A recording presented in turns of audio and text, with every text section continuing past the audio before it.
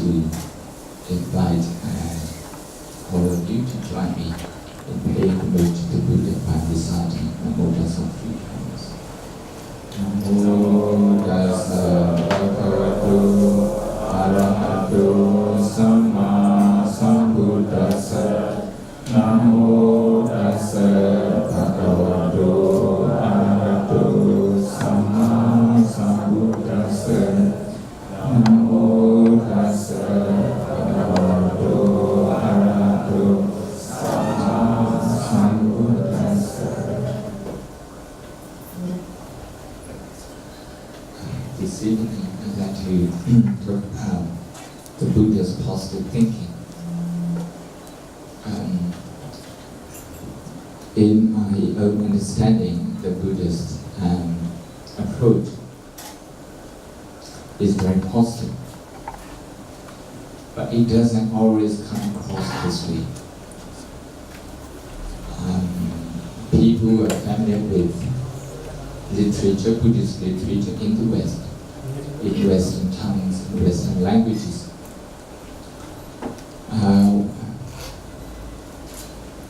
we come across one particular question often raised: if Buddhism is very pessimistic because we talk so much about suffering.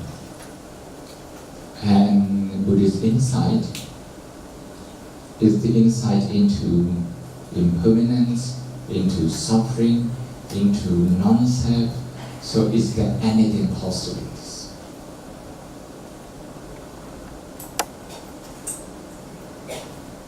Well, you have to examine the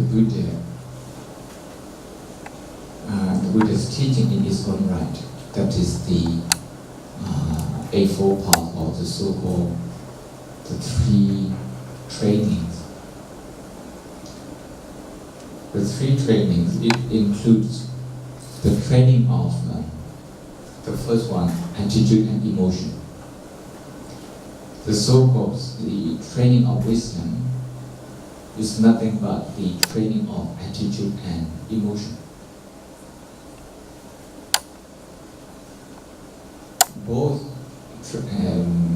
components, the transformation of attitude and training, they form wisdom. Wisdom has nothing to do with where you get your PhD. It has nothing to do with how many degrees have you earned in your life. You will see, sometimes we sit in a nice room, in a living room like this, with a wall full of certificates from Royal College of this, Royal College of that, and from some of the top university. But you still sit in that kind of room, surrounded by your achievements, the so-called achievements, and feel miserable.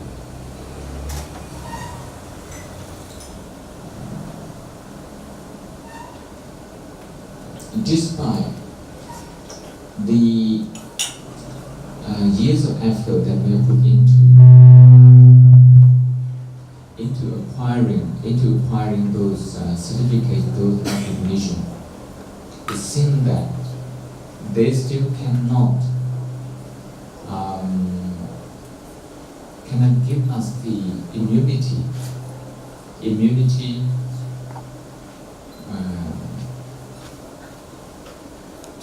towards like stress, towards feeling sorry for ourselves sometimes, or unnecessarily blaming ourselves, Still, we cannot have this despite years of book learning or maybe research. I have been part of Oxford University since 2000. So for the last 18 or so years, I have seen in the so-called high power, there's a high grade power. This is top academics in that field. You can name Pali, Sanskrit, they write the dictionary that everybody has to use. We talk about science, we talk about, there is a rose garden in Oxford in honor of people who discover pulse, who discover malaria, and the chemistry department is full of blue plaque. Is put in honor of people who have discovered, like maybe B12, B6, whatever we name it. A lot of discovery. But people, when it comes to living in harmony with each other in the world, maybe with their own family, maybe with their neighbors, maybe with their colleagues at work. Those intellectual, achievements, intellectual recognition that they have earned. So actually, many times do not help them to a kind of dissolve those problems easily. So here, the Buddha is saying what we say, sila, samadhi, panya, wisdom, as I've just explained, my understanding. Panya, wisdom, consists of transforming of attitude and transforming of emotion. To use some fancy word that we use these days, it has some training in IQ and EQ. But not IQ in a sense, how fast you can calculate, how fast you can work out when you are corner. Because to get into a top university, sometimes people put a question knowing that you won't be able to answer it. So if you are corner in life, how you are going to find your way out? So people are interested in that. People are looking for some of the best people to teach.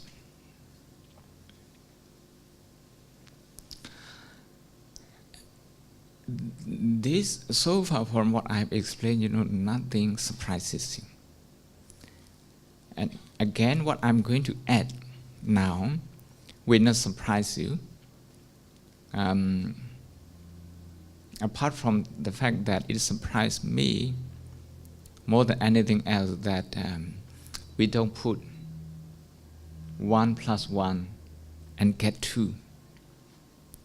The Buddha is saying, wisdom doesn't exist in isolation. It exists with calm and concentrated mind. Meaning we need to learn how to calm our mind.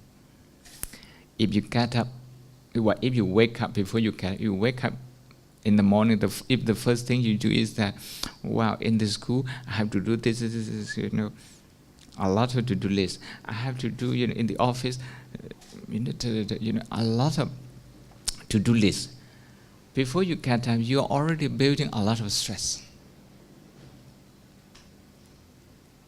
It's very hard in that situation if you don't actually know what's going on in your mind, with what's going on with your emotion, that you are actually like,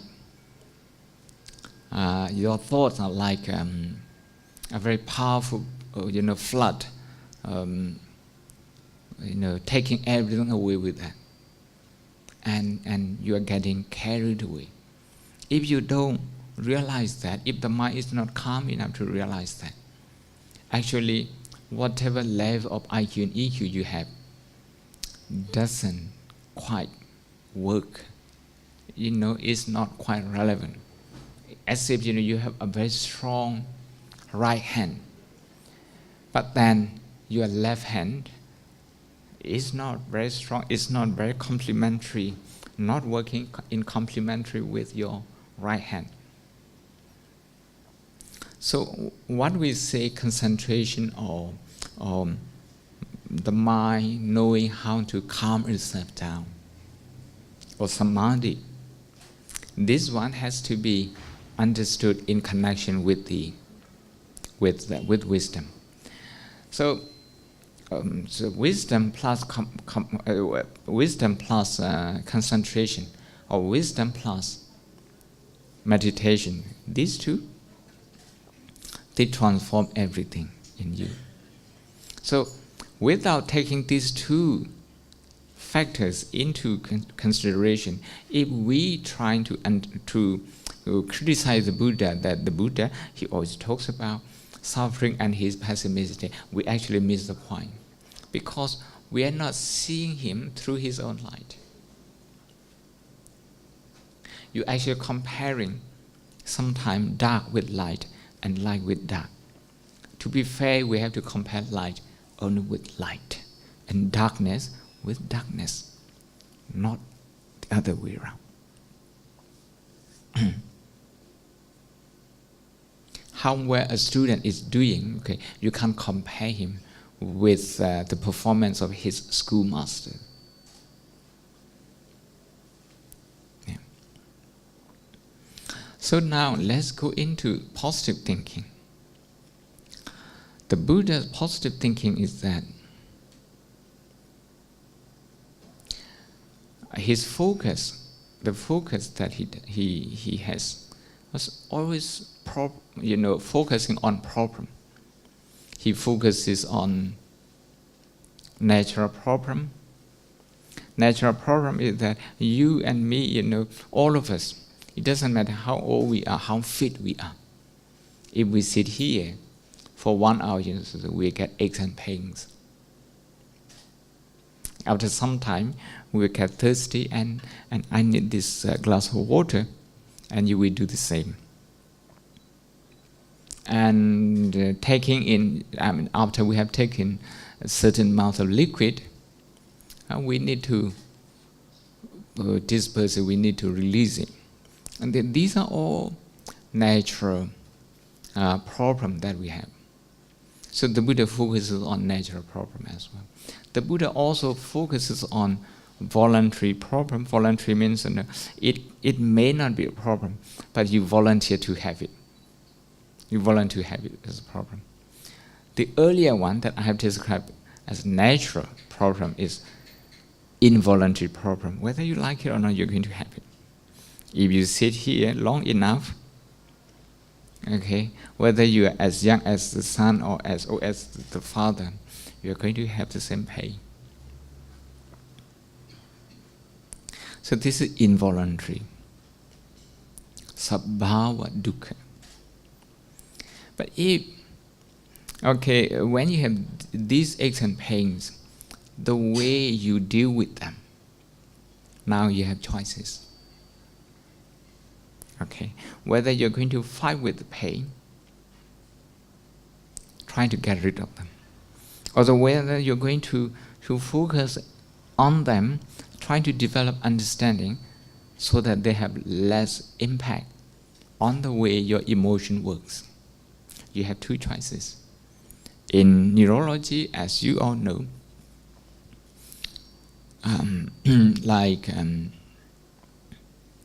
Professor Richardson at Wisconsin University, who has a PhD in psychology from Harvard, and who started practicing meditation when he was a PhD student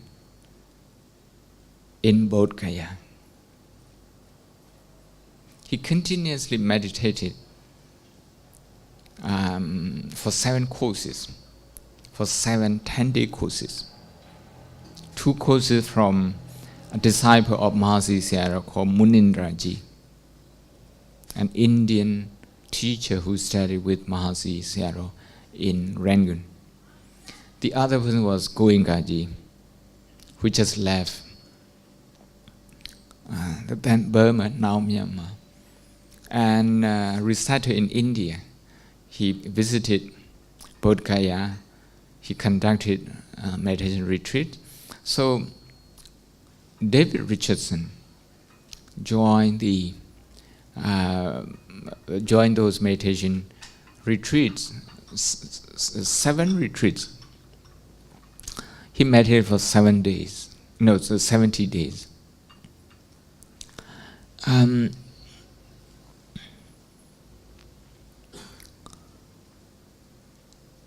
His friend was Daniel Goleman, the author of Emotional Intelligence. Both of them, they recounted this story in the book they published last year, Meditation as a Science.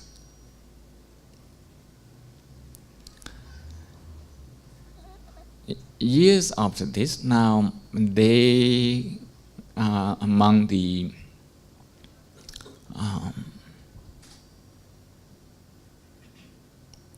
most active, scientists to have taken meditation, Buddhist meditation practice to the West and let it be examined by physical sciences and as well as psychology and psychiatry.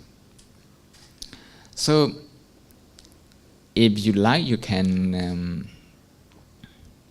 read one of their books, like The Emotional Life of Your Brain. This is by David Richardson.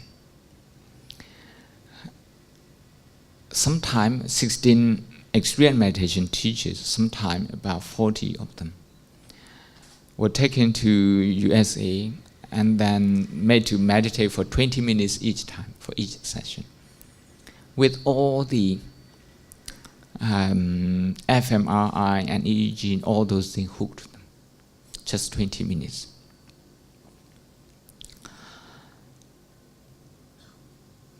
What has been found is that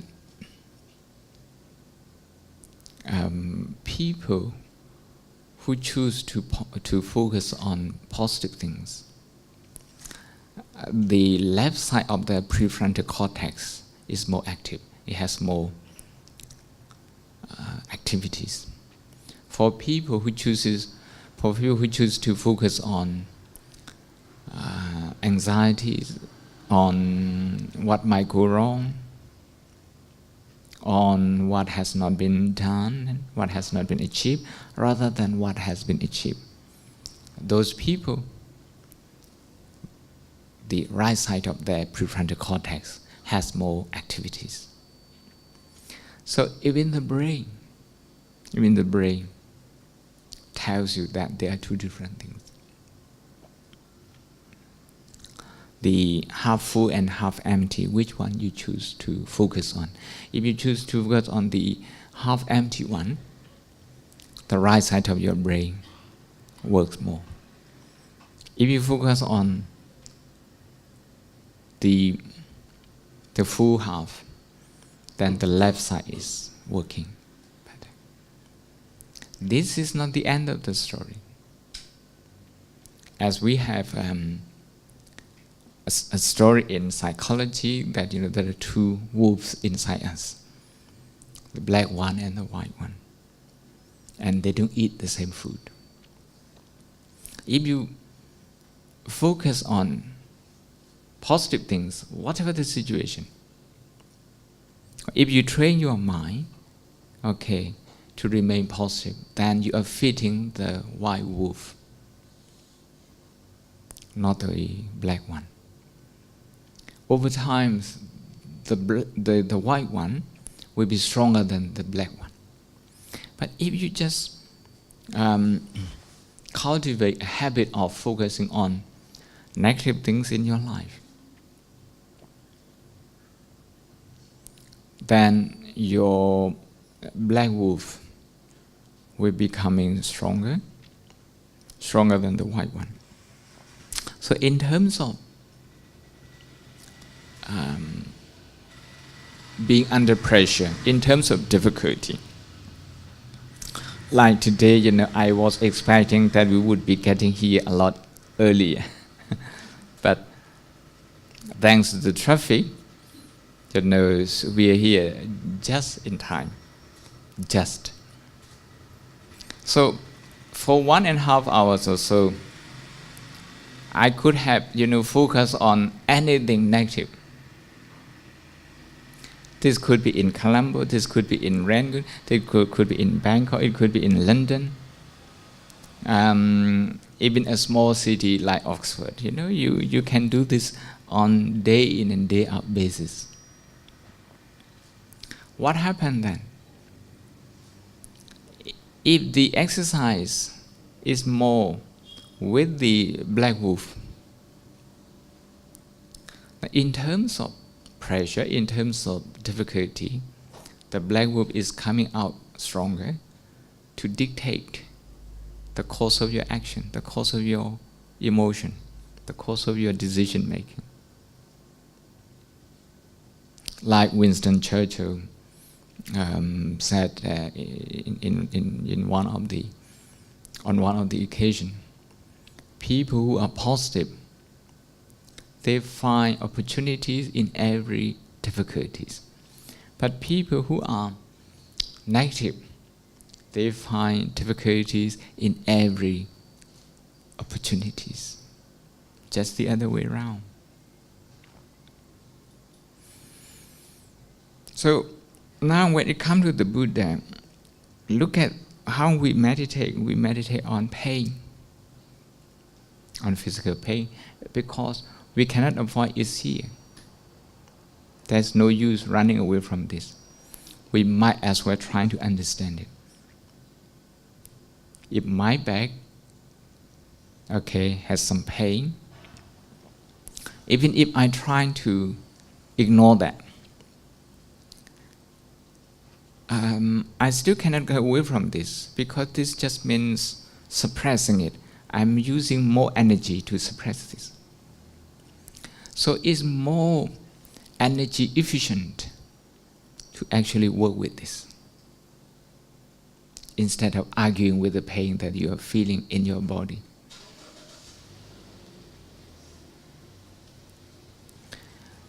This is what we say, observation in meditation, observation of the mind. So if your mind is agitated, the Buddha is saying, can you separate them? Can you separate your mind from agitation?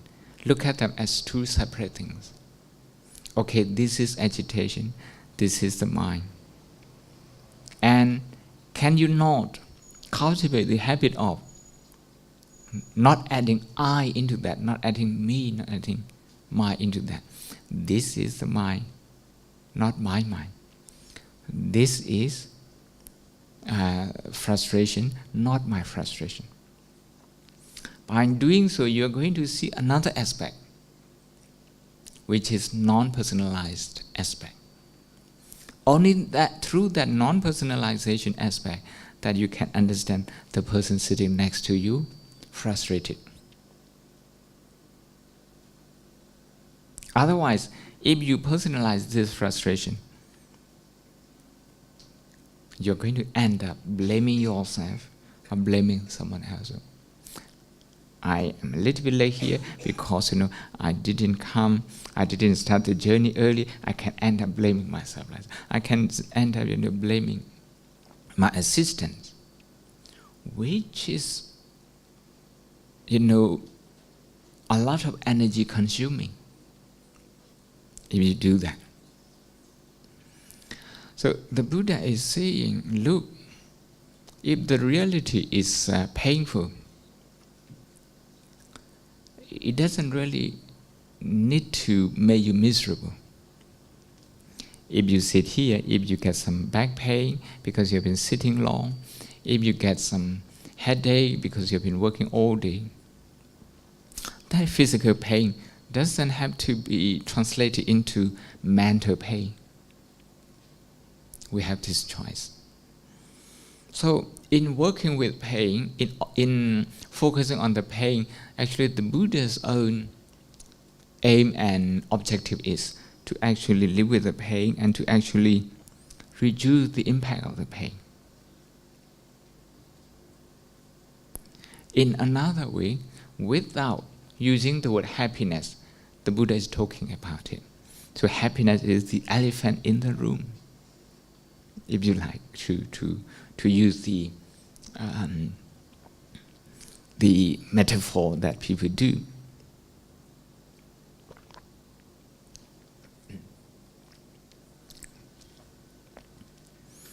Unless we consider that the Buddha's own focus, the Buddha's own choice in working with pain, in working with suffering, in working with problem, is actually to minimize the impact of those experiences on human behavior, on our relationship with each other, in the family, with our neighbors, in the country, unless we see the Buddha's own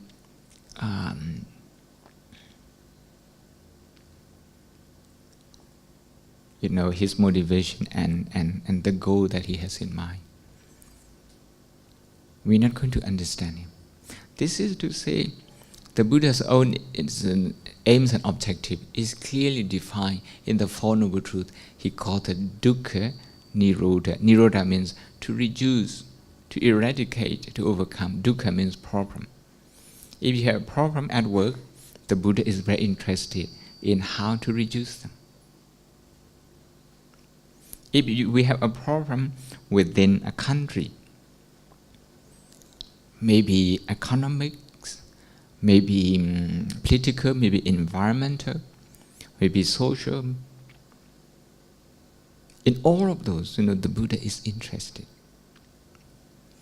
The Buddha is not like, he is not operating like a financial, I give you a grant for this, can you go and solve this problem?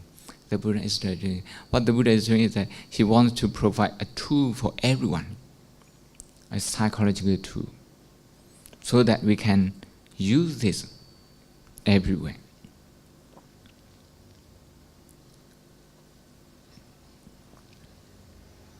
Last month at the United Nations building in New York, I was invited by some staff.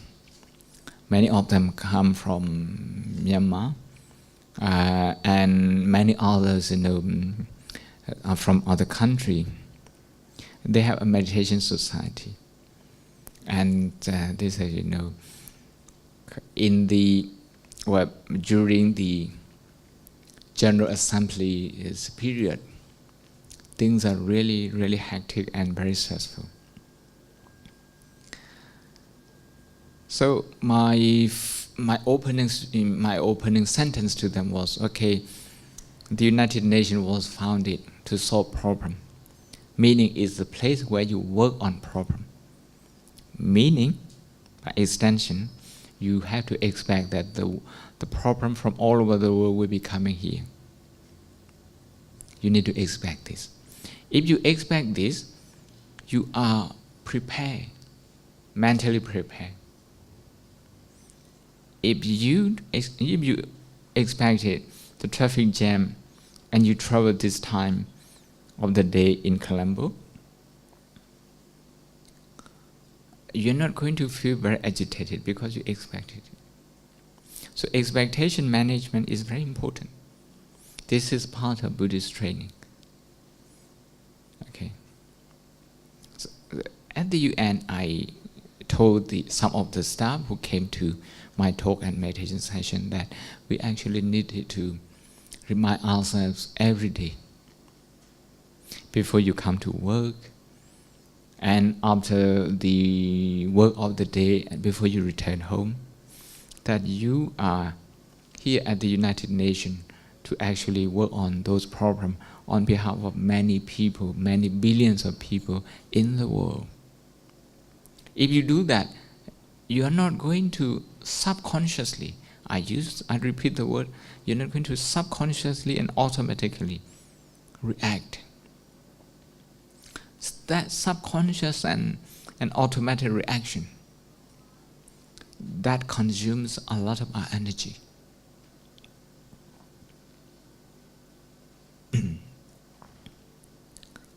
So if we expect it, our subconscious mind doesn't panic, It doesn't get surprised, doesn't get caught by surprise. And then it doesn't do automatic reaction. So focusing on problem, expecting problem, embracing problem is actually the way to strengthen our immunity in coping with problems. I have seen many volunteers, in NGOs, in working with refugees or with many charitable works. After some time, they get burnt out. The reason they get burnt out is that they expect the problem to go away, to solve the problem after a certain period of time. And after that, the world will be peaceful. John Lennon. John Lennon. John Lennon's method is only good for a musician, not for a peace activist, because he imagines the situation otherwise, not the way it is. The Buddha is saying, look, here we have some problem that we can avoid, but we also have others that we unknowingly top it up. We just top up a lot of our problem.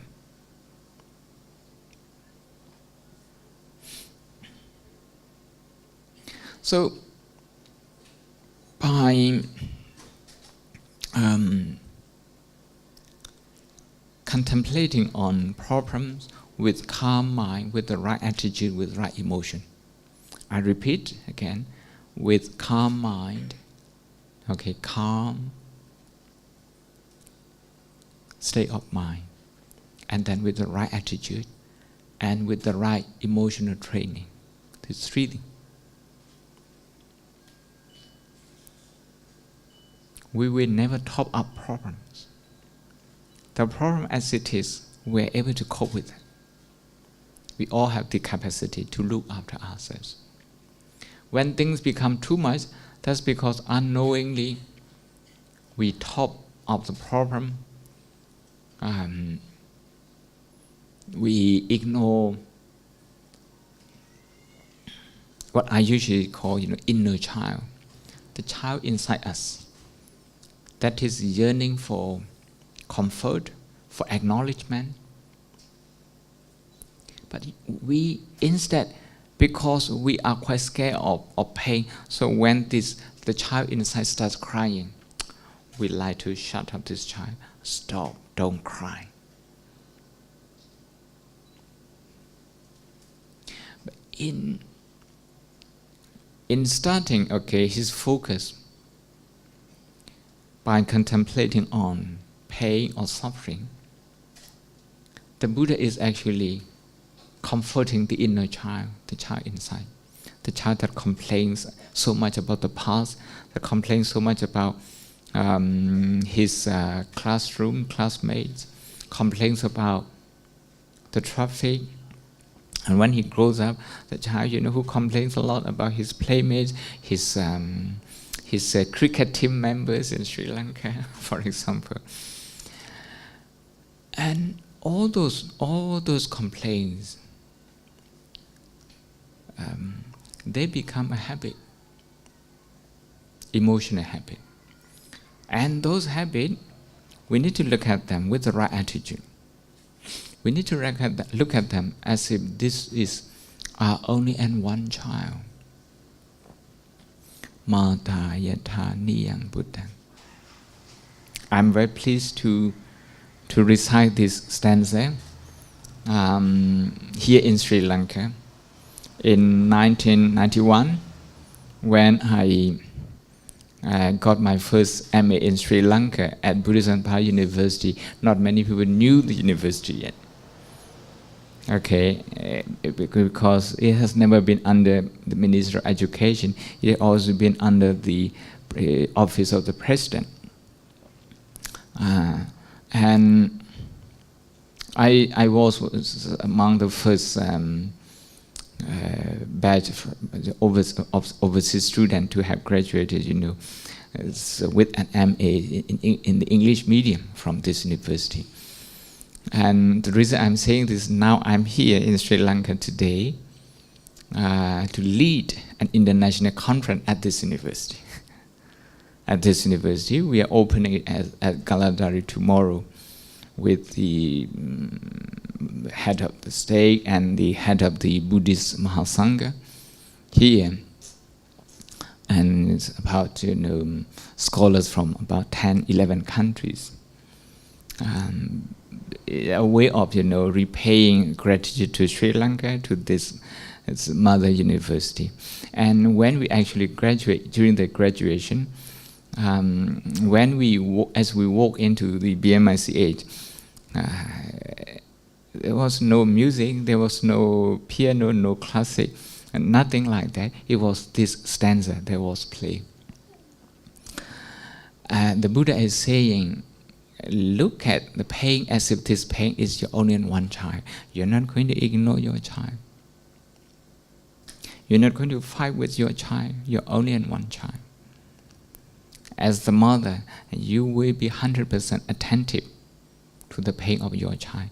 Mata yata niyang buddhang ayusa eka buddha manurake. As if the mother will put everything in. We give her all, in order to protect her only one child.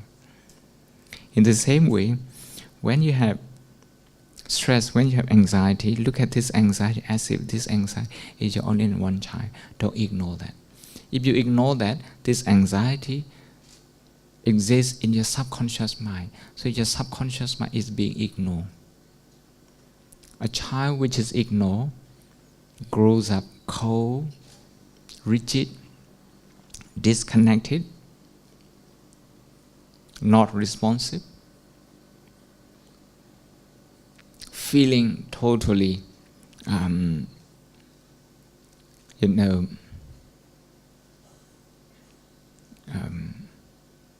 abandoned, being done unjust. So all the negative things will go through the head of this child.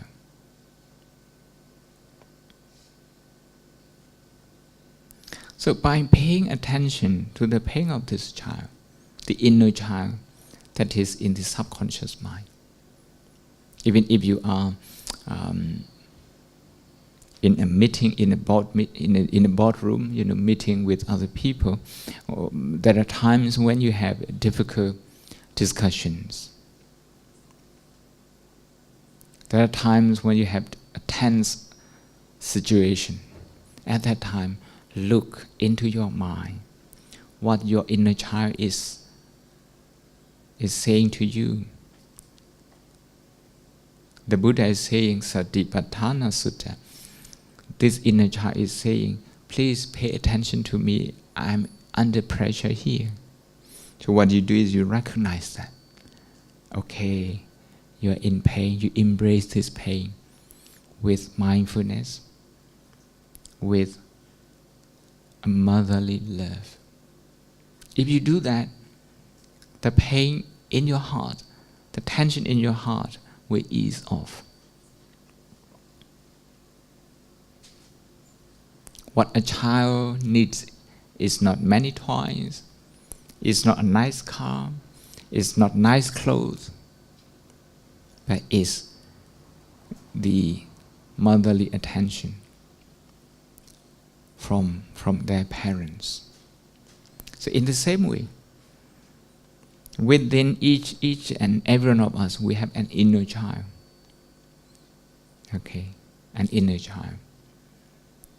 And the conscious mind, with mindfulness, with compassion, is like the mother. This mother, we have to take care of this child. I'm using this metaphor, this example from the Karaniya Metta Sutta. between the mother and the child. The Buddha used biological child as an example, but he's saying Sabha Buddhesu Manasambhaya to extend this to every aspect of everyone in the world. Sabha Buddhesu. He used the word Buddha. This is for people who are interested in languages, in philology. Buddha means things that have taken place. This is called Buddha. Things that have taken place, if my emotion has arisen, so my emotion is Buddha. And to pay attention to this. Especially to pay attention to pain, to problem, to dukkha, to suffering, to crisis, to catastrophe, whatever word you want to use. John Kabat-Zinn from Massachusetts Institute of Technology, who pioneered mindfulness meditation in medicine in 1979, and who has formed mindfulness in medicine in America. The title he uses is Full Catastrophe, Catastrophe Living. No, Living Full Catastrophe. Catastrophe is the word dukkha. Despite the pain, despite all the problem, the Buddha is saying it's possible to live a full life. To live a full life. So I don't know if someone is focusing so much on problem as much as the Buddha has done and doesn't feel stressed out, doesn't feel agitated, doesn't feel hateful, but still has a lot of energy and gives his all to everyone. The Buddha is supposed to rest maybe 3 or 4 hours a day, and the rest, he was available to everyone. So, he was the second most powerful in his country, and he gave up all those things for you and for me. His approach was different in the sense that he doesn't need a lot of entourage. He doesn't need a lot of budget. The Dhamma Buddhism started with no budget. Just in Saranat. So if this is not positive, I don't know, how can we find anything positive in the world?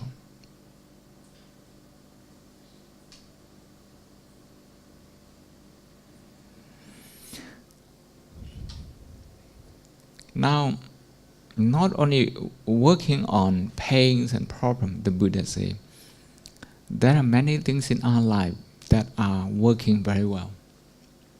We just don't pay enough attention to them. I often illustrate this with 80-20 theory of the Greek. The 80-20 theory says 80% of your life is working well. 20% needs improving. But you spend 80% of your time and energy on the 20%. You think about your problem 4 times more than you should, more than it actually is. And you don't think enough about your positive things in life. Which grade you are now, Pranit? Grade 7. You have done very well, in the KG, and then in grade 1, grade 2, grade 3, grade 4, grade 5, grade 6. Whenever you have to do your homework, you have to do your project in grade 7, give yourself 1 minute, just 1 minute. Think about how well you did with grade 1. If you are still stressed out, give yourself another minute. How well you did in grade 3, in grade 5, another minute, in grade 6, another 4 minutes. Your brain, your mind, your emotion will be transformed. My last retreat before I came back to Asia, my last retreat in October in Madrid, I was, I had one lady during the retreat who, during the interview, asked me how she could transform her child. I said, what's wrong with your child, with your son, that you have to transform? Well, he's very good in the subject that he's interested, but he's not interested in other subject. Meaning, in the subject he is not interested. Yes. And he spent, if he's not interested, he spent a lot of time on games.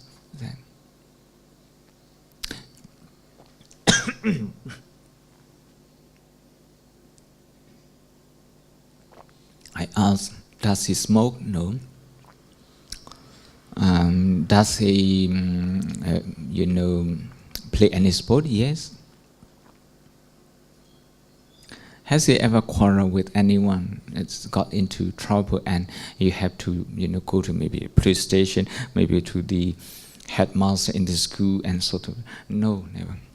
Well, your son is one of the most lovely boys, I have ever heard of. And, okay, as the mother, you will have to negotiate your way with your son all the time. And I don't have any advice on this. What I can say is that before you talk to your child, if you want to ask him to do this, do that, before you do that, give yourself 1 minute. Think about the good thing that he has done. Which subject is very good, which sport is very good, when he talks very nicely, when he got very good report from school. Think about that. She said, I'm already under pressure to talk to him, how can I give that? Okay then, don't think about your son, think about yourself. The first thing, you wake up before you get up. Usually people allow stress to skyrocket. Okay? Become skyrocketed. Just think about what they haven't finished yesterday, what they have to accomplish today, and all those things. They are still in bed, they haven't had a shower, they haven't had their breakfast. Half of the energy is already gone because of that. So if you can transform this habit, so give yourself just 1 minute after you have, woken up, but before you got up. Give yourself just 1 minute. Think about one thing that you have accomplished yesterday, maybe last week, maybe last month, maybe last year. Just one thing, just 1 minute. And another minute before you go to work. Think about one thing that you accomplished at work. Something nice about your work. Or maybe something nice about your colleagues at work. So 2 minutes already. After the day, okay, the work of the day, people usually go home with things, okay, half done, lingering in their mind. They hardly feel good, feel satisfied about the job of the day and return home. So they actually take the stress from work to home. At home, you may have a very nice environment like this, but you can't see them because your black wolf, okay, is dictating the course of your thinking. So I said, before you return home after the day of work, give yourself another minute. Think about one thing that you have done well, that you are happy. If you have done 10 things today, but only one thing pleases you, think about that one thing and go home. 3 minutes already. Another thing is that when people arrive home, they talk to each other, to their family, how is your day today? And people mostly they share problem more than anything else. This is called negativity bias. We are biased towards negativity. So instead of doing this, if you can change your habit, before you go to bed, think about one good thing in your life, maybe about your work, about your family, about your environment, about what you have seen on the Facebook, in the newspaper, but hardly so these days, you know. But just think about one thing. So 4 minutes. In Spanish, 4 minutes to meditation.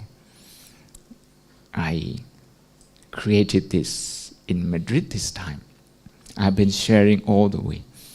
4 minutes, you cannot have any excuse of not having them, because only 1 minute at a time, just 1 minute at a time. This is going to transform your life, because you are feeding the white wolf, and the white wolf is getting stronger. The white wolf is getting stronger. And this is another way of being positive. This is how the Buddha is teaching us how to be positive. So I think I have said enough for today. Of course, much more to be said. But I want to actually ask you to meditate with me for 3 minutes.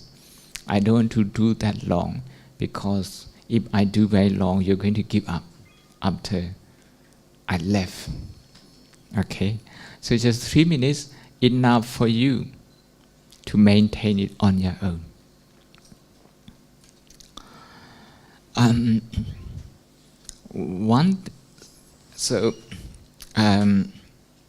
There are two ways of doing this, as I have mentioned. One is to focus on the pain, your pain, and your family's pain, your friends' pain, and the people you don't like. Okay, focus on their pain.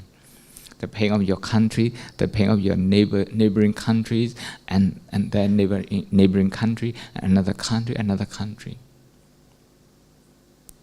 The more you embrace pain, the less pain you have. This is the paradox of wisdom in Buddhism. I would say the more pain you focus, the less pain you have. But if you're trying to run away from pain, the less pain you want, the more pain you have, because you are not well prepared to cope with that. So a small little pain becomes so great that you can't handle. So today, think of one problem that agitates you today. And then think of the problem of one member of your family. Okay, maybe agitation, maybe frustration. Maybe simply sitting long like this and feeling numb and painful physically. The third one is think about some difficulty, maybe one difficulty of your friend. Like this. The last one, think about a problem of a neutral person, the person you have no like or dislike towards them. Neutral person. With the person you know through the television, or maybe through newspaper, maybe through some literature. Think about those people. Or you can think about the problem in other country. Okay, it's important that you think about the problem outside. If you think about depreciation of Sri Lankan rupees, it's important to think about also the Indian rupees, the Indonesian rupiah, the Burmese kyats, the Cambodians currencies, the Brazilians and the Chileans, Argentinians, and all those things.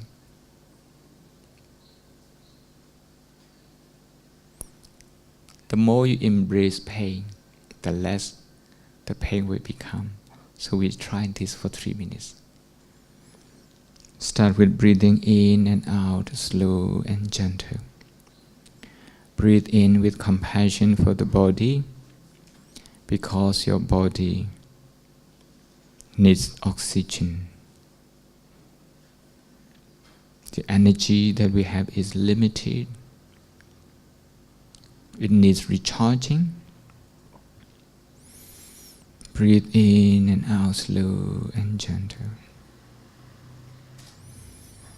Breathing in, 1, 2, 3. You may count in your mind. Breathing out naturally, gently.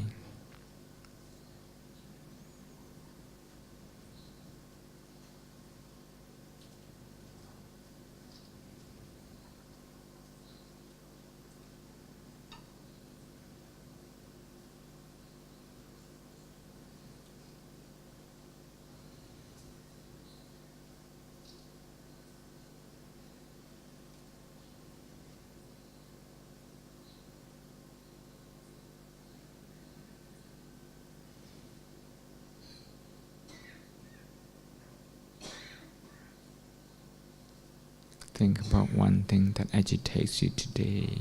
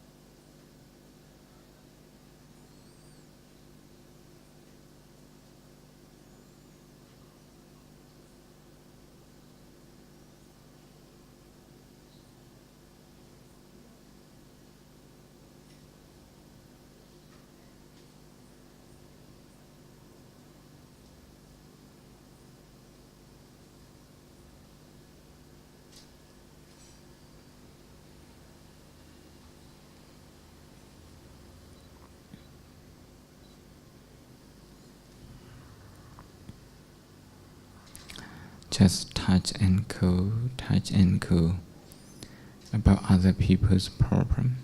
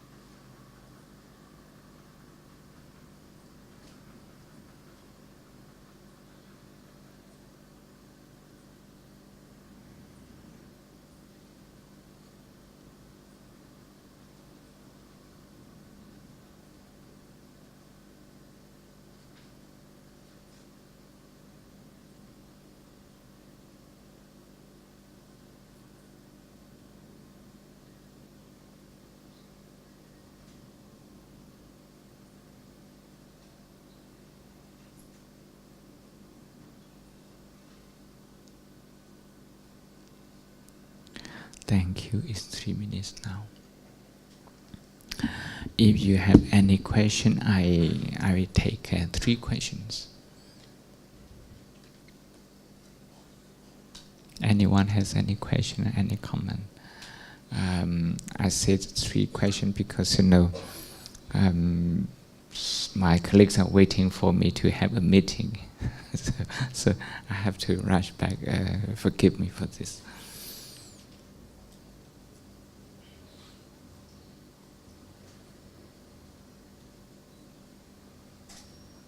Bhante, how is this meditation different from Karuna meditation? That is compassionate meditation. How is this different from that? And this is actually Karuna meditation. I'm using it without using the name. But what I'm saying is that Karuna meditation, in the context of mindfulness satipatthana meditation, mindfulness satipatthana meditation in the context of the Four Noble Truths. What's the Four Noble Truths? The Four Noble Truths is about working with problem, about not fighting with them, about not running from them. No fight or flight. Because fight or flight means an emergency situation. We are not in emergency situation all the time. So, Karuna meditation should be taken in the context of all other Buddhist teaching, not in isolation. Sometimes when we talk about Karuna, we talk about compassion as a quality that rich people have for poor people, powerful people have for underprivileged people. No, if we limit our compassion and karuna that way, our compassion cannot grow. So we have to distinguish between 2 kinds of pain. One pain which is natural, that we all have. For this, we all are the object of karuna, compassion. The second one, rich or poor, educated or less educated, we all top up the little problem that we have. We enlarge the big problem that we face. As a result, we all are the object of karuna. So that is why, with regards to the Buddha, we always say he has Mahakaruna, says he is every being has suffering. Yes.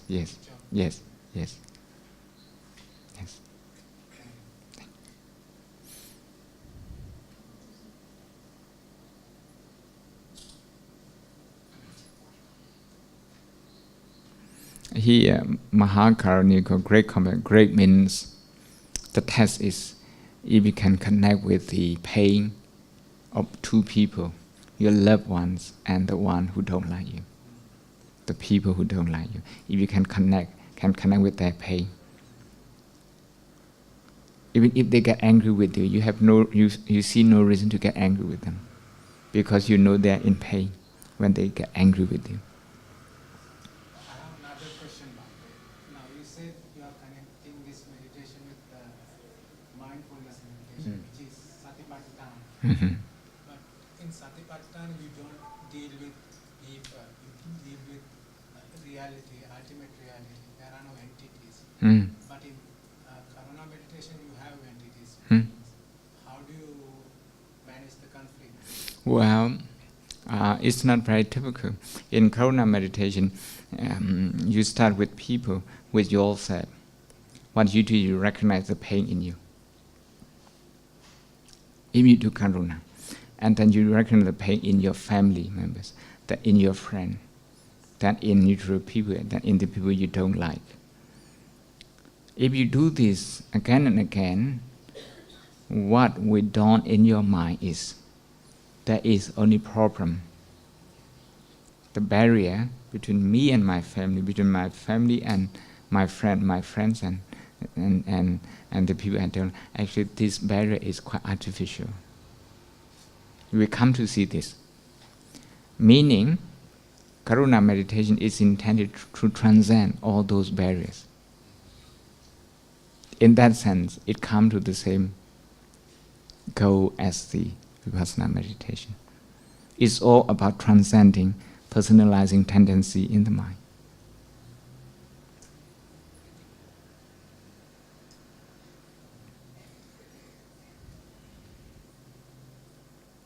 Any more questions?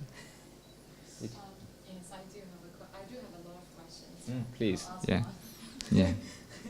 I work as a teacher trainer in Myanmar, and I see a lot of teachers suffering from this stress management, and then sometimes they bring the stress into the classrooms, and it's very, very harmful to the students as well. Students cannot manage their own stress, and then they put another stress being added by the teacher, and also teachers having a lot of stress in their family life already, being stressed with the students' outcomes plus the pressure from above. So what would be your suggestion in the Buddhist way that the teachers should be practicing in order for them to be able to help themselves plus to help the students? Well, I don't have anything new to suggest. There is already plenty of work, okay, in this field. For example, mindfulness in school project, MISP. You can Google this. How mindfulness meditation is used in school for the teaching staff as well as for students, for children. And some of the refugees coming from sub-Saharan region, from Africa, from a tropical place like Afghanistan, even those countries, they go through this to a kind of de-traumatize them.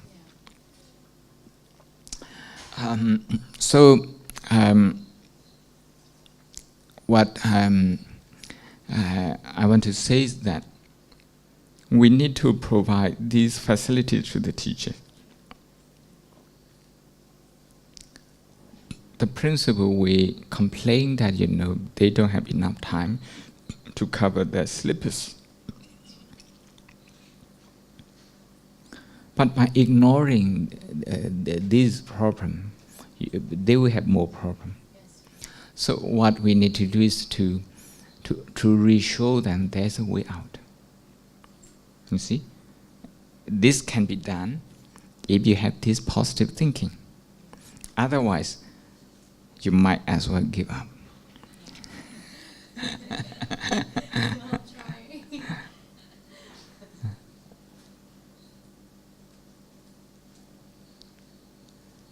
One more question, anyone has something?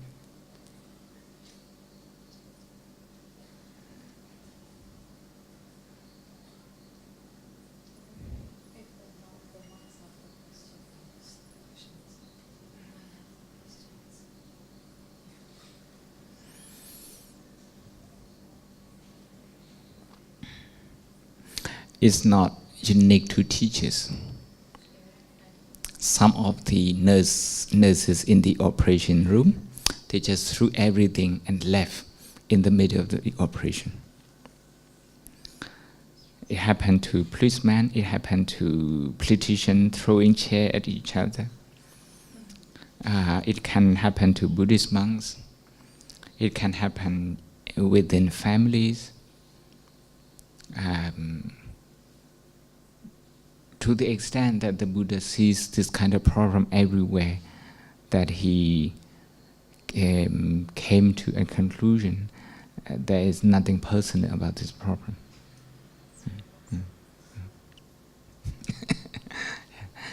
I think it's very lovely, talking to you this evening.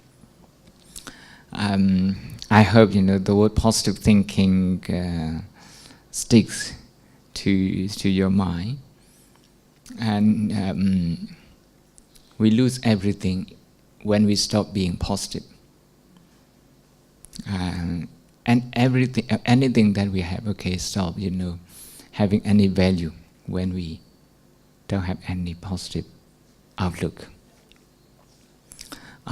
This positive outlook can only be fostered through emotion management as well.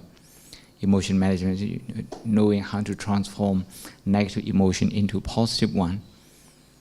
And of course, from time to time, just watch breathing in and out, which is always there, maybe for half a second, maybe for 1 minute, even in the middle of a very busy schedule, very busy meeting.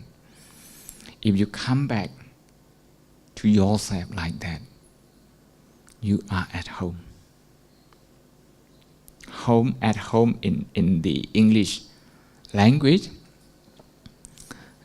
not every house is a home.